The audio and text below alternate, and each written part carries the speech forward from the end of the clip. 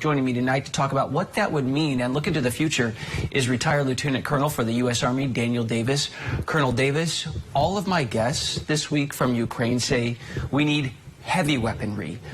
For those of us who haven't served, what is heavy weaponry and why are we not sending it? Yeah, I think what they're referring to is probably tanks, self-propelled artillery, and long-range air defense weapon systems, because that's the specific things I've heard mentioned by a number of people already.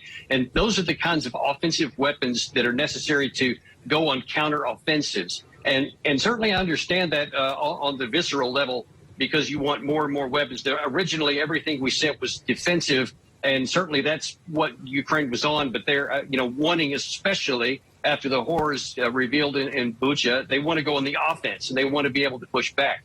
That makes sense on a certain level, but we also have to recognize just the realities of combat. And though Russia has been badly wounded and casualties have mounted, so too have they on the Ukraine side.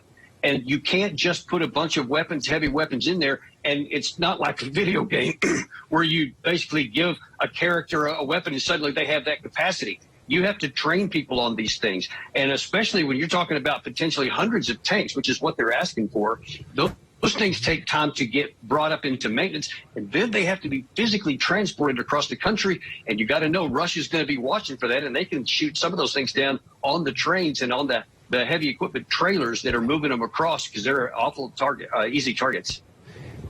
Then let me ask you about this other request. It's more air power. Fighter jets. Poland offered about a month ago, we'll send the MiG-29s. The U.S. squashed that, said maybe they're not going to be very useful. We're not going to be part of that. Then there have been other ideas floated. Give us your fighter jets, United States. Well, then we say Ukrainians haven't been trained on them. They need to be trained on them. And they say, okay, train us then. Like, maybe we're not going to win, but let us try with the best tools out there. Are these hurdles real, or are we giving excuses? Oh, they're absolutely real. I mean, just look how long it takes to train an American pilot before they can go into combat. I mean, it's usually like it measured in 12 to more months of intense training. And this is not something you just do on the fly, because it's very sophisticated equipment.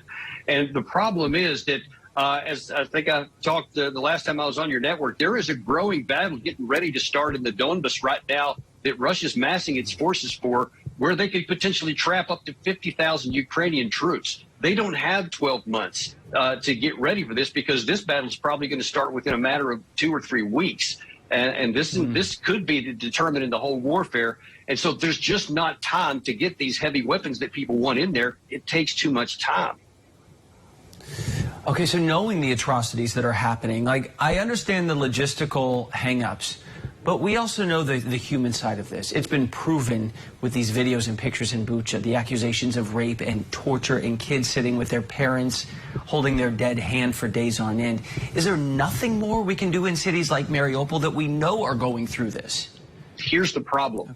If we let the heartstrings pull us because of these genuine tragedies that we see that are no kidding, and we do something that doesn't make sense, we're going to add to the catastrophe. That's what I'm trying to do, is to prevent more of this from happening. You can't undo what's already been done. That's just a graphic, horrible part of war. Colonel, my understanding is there is a troop rotation coming up in about a month, and General Philip Breedlove told the New York Times he thinks there's going to be hell to pay back home when thousands of Russian families realize their loved ones, the soldiers, are not coming home. What does that mean maybe in the next month or so for Putin's timetable? I mean, he's up against that problem, but it's more of a tactical problem, I think, than it is a political one, quite frankly, because Peskov today, the Kremlin spokesman, actually admitted that these casualties have been very high. So they're already starting to prepare their people for this.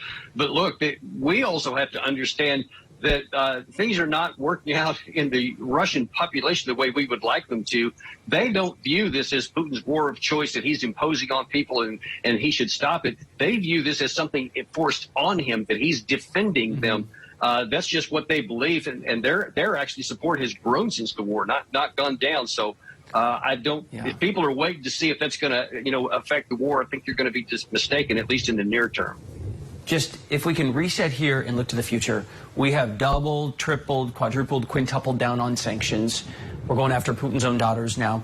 Are the sanctions doing anything? Well, they make people feel like you're doing something, and to a certain extent, I can understand that. But we just have to understand the reality of the situation. It's not going to change anybody's tactics or desires in Moscow in the near term. These things take too long to really have their bite. It's going to be months before these things have an impact, and it's just not going to change the situation or the calculations of Putin on the ground, because he's already knows those are coming. So that's the only thing left in is diplomacy. And as much as we don't like it, and I take lots of heat for suggesting this, but if we don't give Putin an off-ramp and a reason to stop the killing, then it's going to continue, and these tragedies are going to just multiply. And that's why we have to stop the killing as fast as possible. If you could just say really quickly, what do you mean give him an off-ramp? What is the off-ramp? A diplomatic solution, because many people in the West don't want a diplomatic solution. Many of these members of parliament in Ukraine, I've heard on interviews, they don't want a negotiated settlement. They want to win. But the problem is they can't win, at least not at an acceptable cost. I mean, it could send casualties into the hundreds of thousands. Yeah, they don't want to give up anything. They don't want to say we're going to, maybe have Donbas. They don't want to say we're going to be neutral. They literally don't want to do anything, because they're saying if Putin gets anything he wants, it, quote, rewards aggression. And to a certain extent, that could be true, only a certain extent. But again, it comes at the cost of potentially hundreds of thousands more casualties. And that should not be acceptable to us.